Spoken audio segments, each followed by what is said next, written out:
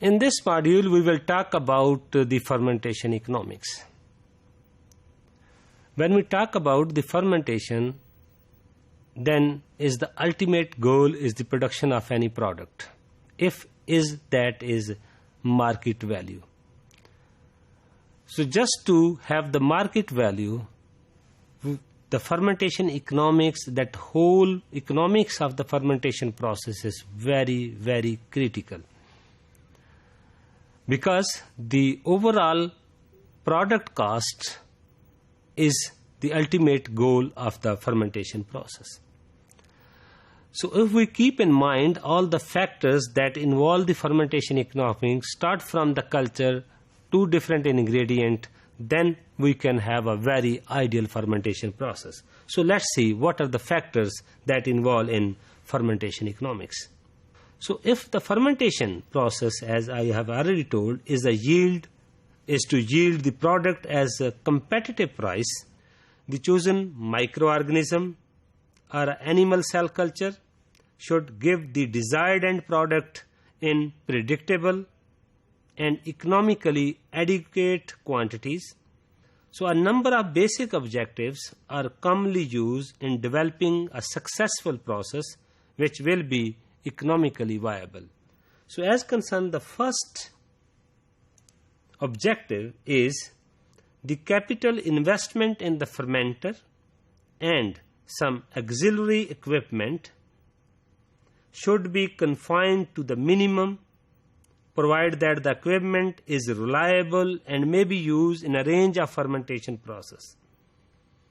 If you remind, when we talk about the design and the fabrication of the fermenter, at that time we discussed the 13 different basic points. So that is the capital investment is at that time is the main. So as concerned, the raw material should be cheap as possible as. So if you remind, when we are talking about the media formulation and we discuss the different material, so one criteria is that should be cheaper. So here, so the third one is that is the highest yielding strain of the microorganism or animal cell culture should be used. Then again remind when we are talking about the selection of the organism. So then this is the criteria at that time. So as concerned the fourth, there should be a saving in labor whenever possible, and automation should be used where it is feasible. So if the automation is feasible, then we have to go on that just to reduce the cost. So when a bench process is operated, the growth cycle should be short as possible to obtain the highest yield of the product and allow a maximum utilization of the equipment. So if the fermentation time, incubation time is very prolonged, then that is not suitable. So if the life cycle or the cell cycle of that organism is short, we have to select those microorganisms who have a short cycle. So to achieve this objective, it may be possible to use the fed-based cultures. So the recovery and the purification procedures should be as simple and rapid as possible. So as concerned, the effluent discharge should be kept to a minimum. Heat and power consumption should be used efficiently. Space requirement should be kept to minimum, but there should be some allowance for the potential expansion in the production capacity.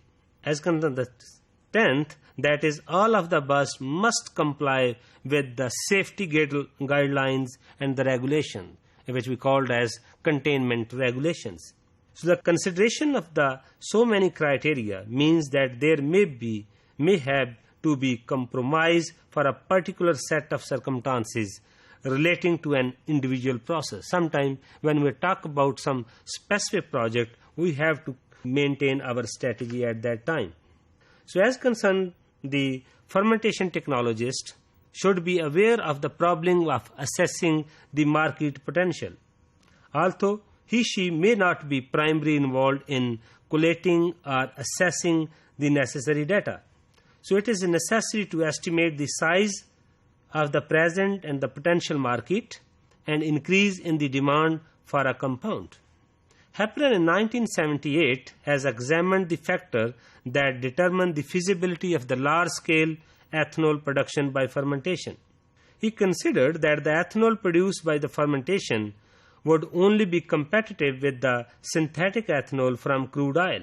So if the fermentation plant was in an area where the cheap supplies of carbohydrates, then that is only feasible. So as concerned the Stovall and the Bitson in 1984 identify a number of factors contributing to these costs. So as concerned, one is the yield losses, even if not modest, are certain to occur at the stage of the recovery process. High energy and the maintenance cost associated with the running, filtration and the certification equipment. High cost of the solvent and other raw material used in the recovery of the process. So if we look into the whole process, then as we have seen in our media formulation that the raw materials involve the cost 30 to 70% of that, and the remaining are the overheads. Apart from the overhead, then there is the maintenance cost, effluent treatment cost, recovery or the purification cost. All costs should be very considerable and very significant factor while considering the fermentation economics. So the overall fermentation process, if we talk about the industrial process, that is only feasible when the fermentation economics allow. Keep in mind the local rules and regulation which I called the legislation of that country where the fermentation industry is. So this is the whole story of the fermentation and the fermentation process.